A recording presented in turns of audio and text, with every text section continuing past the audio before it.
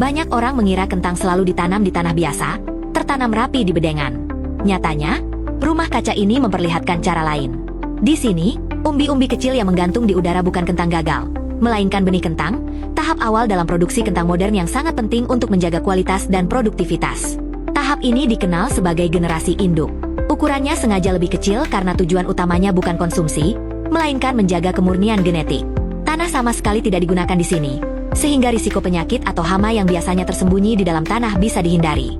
Setiap tanaman digantung di udara dan akarnya disemprot dengan kabut nutrisi yang dikontrol secara presisi. Cahaya, kelembapan, dan suhu juga diatur untuk mendukung pertumbuhan optimal. Dengan kondisi seperti ini, tanaman bisa fokus menghasilkan benih berkualitas tinggi tanpa gangguan lingkungan luar.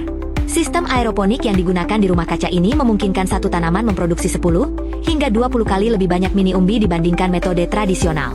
Variasi benih juga bisa ditanam berdampingan, mulai dari kentang berkulit merah, kuning, bulat, hingga berbentuk seperti buah pir, tanpa saling mengganggu pertumbuhan satu sama lain. Hal ini penting untuk memastikan setiap varietas tetap murni dan bisa digunakan untuk produksi skala besar di masa depan. Proses ini memang terlihat sederhana, tapi memerlukan ketelitian tinggi. Setiap mini umbi akan dipantau secara rutin untuk memastikan tidak ada tanda penyakit atau pertumbuhan abnormal. Setelah cukup besar dan sehat, benih ini kemudian dipindahkan ke lahan terbuka untuk ditanam dan berkembang menjadi kentang ukuran konsumsi. Dengan cara ini, petani dapat memulai produksi kentang dari benih yang bersih, sehat, dan memiliki potensi hasil panen yang tinggi.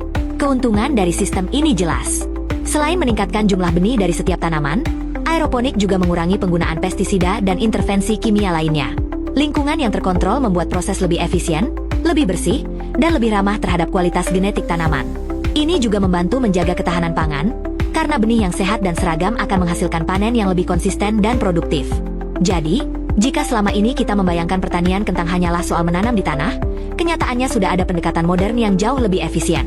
Dari rumah kaca yang sunyi dan proses yang teliti, benih kentang dipersiapkan untuk menghasilkan hasil panen optimal.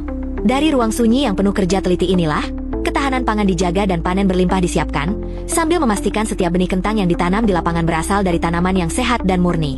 Dengan metode ini, produksi kentang modern menjadi lebih efisien, terkontrol, dan siap memenuhi kebutuhan pangan secara berkelanjutan.